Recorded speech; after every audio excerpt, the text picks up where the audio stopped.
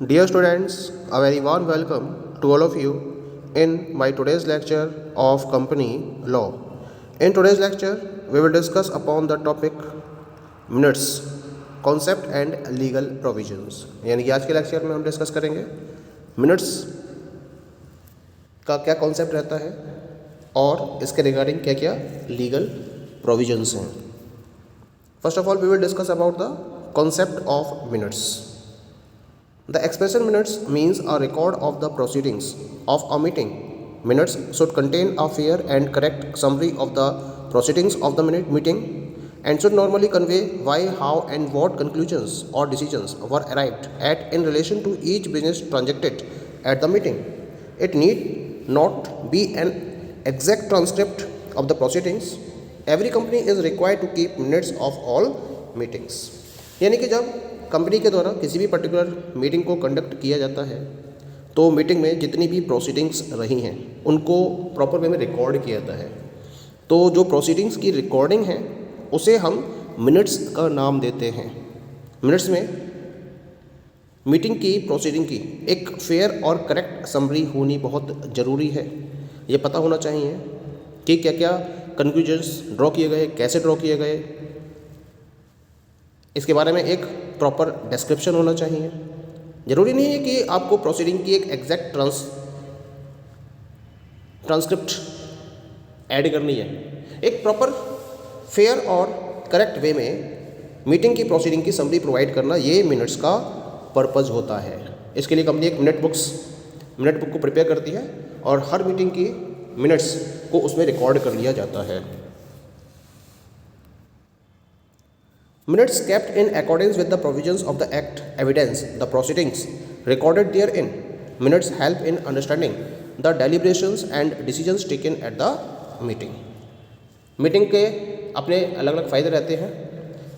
Minutes के अपने फ़ायदे रहते हैं क्योंकि मिनट्स होता क्या है कि कंपनी एक्ट में जो प्रोविजंस दिए गए हैं उनको ध्यान में रखते हुए ही आपको मिनट्स प्रिपेयर करने होते हैं और उसमें जो भी मीटिंग की प्रोसीडिंग्स रहती हैं उनको प्रॉपर्ली रिकॉर्ड करना होता है. तो इनको हम एक एविडेंस के तौर पर यूज़ करते हैं अगर कोई लीगल प्रोसीजर सामने आता है उस केस में. मीटिंग के अंदर क्या क्या डिसीजंस लिए गए, किन किन बिजनेसेस को ट्रांजैक्ट किया गया, उसके रिगार्डिंग एक प्रॉपर रिकॉर्ड को मेंटेन किया जाता है. इसको हम मिनट्स को पढ़ने के बाद अच्छी तरीके से समझ सकते हैं. इसके साथ साथ जो मिनट्स होते हैं वो ऑफिशियल और लीगल रिकॉर्ड होते हैं बोर्ड मीटिंग के भी. अगर कोई लीगल इश्यू सामने आता है मीटिंग के रिगार्डिंग तो जो मीटिंग मिनट्स हैं उनको एक एविडेंस के तौर पर यूज़ किया जाता है और उनको फिर उस लीगल प्रोसीडिंग में प्रॉपर्ली यूटिलाइज भी किया जा सकता है as a proof. Now we come to the legal provisions which are related to minutes.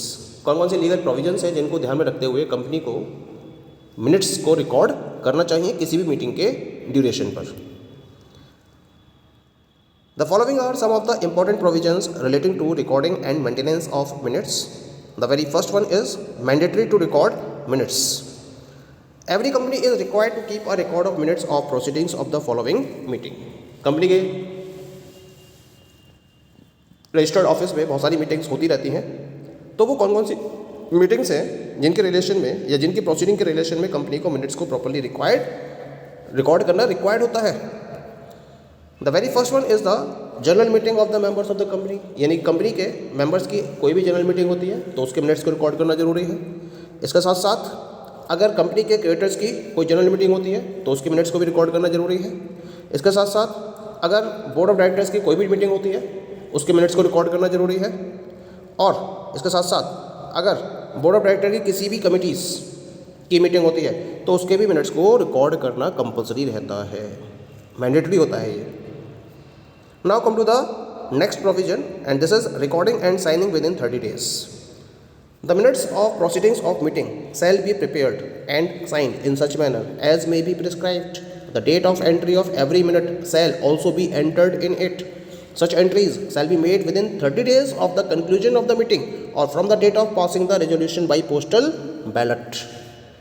यानी कि जब कंपनी के द्वारा मीटिंग्स को रिकॉर्ड किया जाता है मीटिंग के मिनट्स को रिकॉर्ड किया जाता है तो उस केस में इसको उसी तरीके से प्रिपेयर किया जाना चाहिए और उस पर उसी तरीके से साइन किए जाने चाहिए जैसा कि लॉ में प्रिस्क्राइब्ड है। हर मिनट की डेट ऑफ एंट्री को लिखा जाना ज़रूरी है और जितनी भी एंट्रीज़ हैं इनको मीटिंग के कंक्लूजन के 30 दिन के अंदर अंदर नोट डाउन करना ज़रूरी है, या फिर जिस दिन पोस्टल बैलेट के बेसिस पर रिजोल्यूशन को पास किया गया है उस दिन से 30 दिन के अंदर अंदर मिनट्स की एंट्रीज़ को रिकॉर्ड करना ज़रूरी होता है और उस पर एक प्रॉपर साइन भी होने चाहिए। Next one is the numbering of pages. It should be noted that the pages of each minute book kept shall be consecutively numbered. जो भी आपने मिनट बुक मेंटेन की है मिनट्स को रिकॉर्ड करने के पॉइंट ऑफ व्यू से, उसके हर पेज पर कॉन्जिक्यूटिव नंबर्स होने चाहिए। जैसे कि अगर कोई टेम्परिंग होती भी है तो उसके बारे में पता चल जाता है कि हाँ मिनट बुक के साथ में टेम्परिंग की गई है। Next one is the fair and correct summary, यानी कि जो मीटिंग के मिनट्स हैं उनको इस तरीके से लिखना चाहिए कि वो मीटिंग की जो प्रोसीडिंग है उसकी फेयर और करेक्ट समरी को प्रोवाइड करें। कुछ भी उसमें अपनी तरफ से ऐड ऑन नहीं होना चाहिए। मीटिंग में जैसा डिसीजंस लिए गए हैं या जो डिस्कशन हुए हैं वही एग्जैक्टली आपके मीटिंग मिनट बुक में रिकॉर्ड होने चाहिए। Now we come to the next one. The next provision is that is the appointment made to be included. जितने भी अपॉइंटमेंट्स लिए गए हैं मीटिंग के टाइम पर उन सबको मीटिंग के मिनट्स में इंक्लूड किया जाना दैट इज कंपल्सरी। ठीक है। Now come to the next one, contents of the board meeting और committees of the board. In the case of a meeting of the board or directors of a committee of the board, the minutes shall also contain the following। यानी कि अगर board of directors की meeting होती है या board of committees of a board की meeting होती है तो उस केस में क्या करना है, कुछ पर्टिकुलर पॉइंट्स को और इंक्लूड किया जाना है। क्या क्या कंटेंट्स और ऐड होने चाहिए मिनट बुक के अंदर वो समझ लीजिए। जितने भी डायरेक्टर्स मीटिंग के टाइम पर प्रेजेंट थे उनके सबके नाम मिनट बुक में रिकॉर्ड होने चाहिए। दूसरा, जितने भी रिजोल्यूशंस पास किए गए हैं मीटिंग में तो जितने भी डायरेक्टर्स ने रिजोल्यूशन के अगेंस्ट में वोटिंग की है उन सबके नाम भी नोटेड होने चाहिए। ये पॉइंट हमें ध्यान रखने हैं। Now come to the next provision, this is chairman power to exclude from the minutes.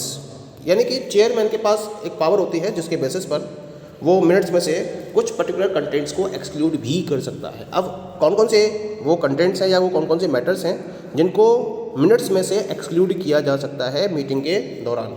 सबसे पहला है which could reasonably be regarded as defamatory to any person.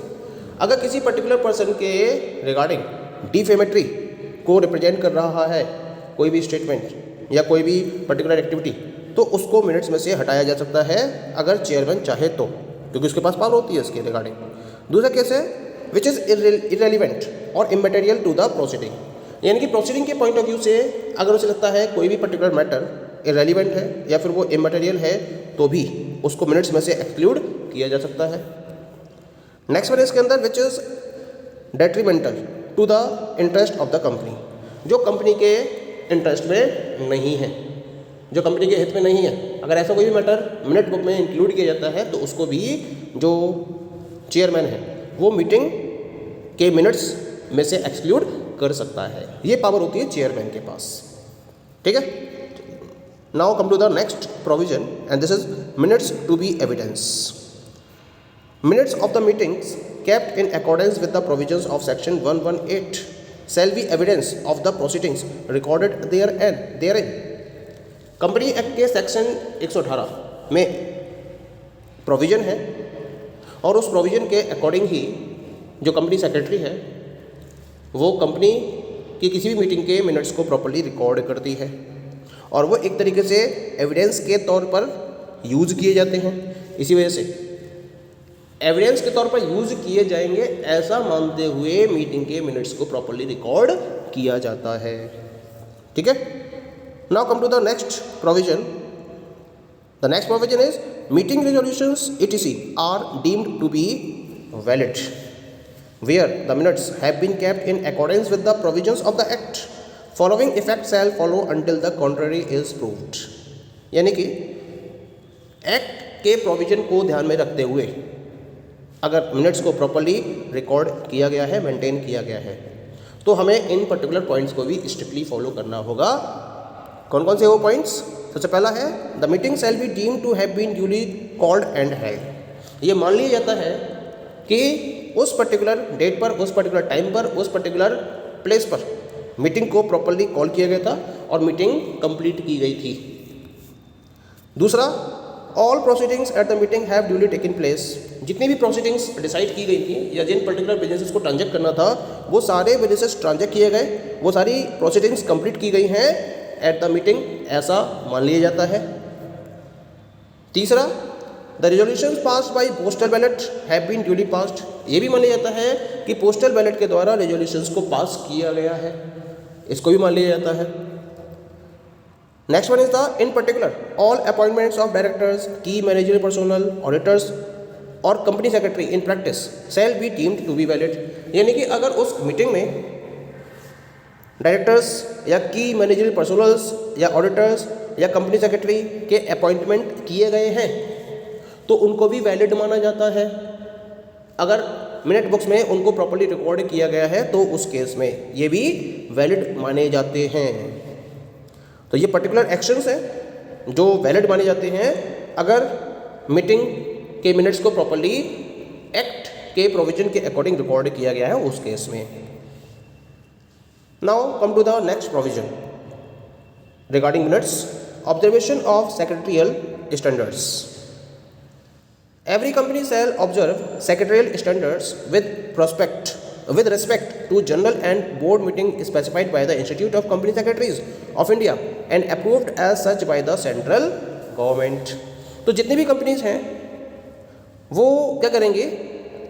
वो सेक्रेटरियल स्टैंडर्ड्स को ऑब्जर्व करेंगे और उसके अकॉर्डिंग अपने मिनट्स को प्रॉपर्ली मेंटेन भी करेंगी। और इसके साथ साथ इन्हें सेंट्रल गवर्नमेंट से अप्रूव कराना भी जरूरी है और जो इंस्टीट्यूट ऑफ कंपनी सेक्रेटरीज है उसका भी एक प्रॉपर स्पेसिफिकेशन होना जरूरी रहता है। तो ये भी एक प्रोविजन है जो हर कंपनी को फॉलो करना कंपलसरी है।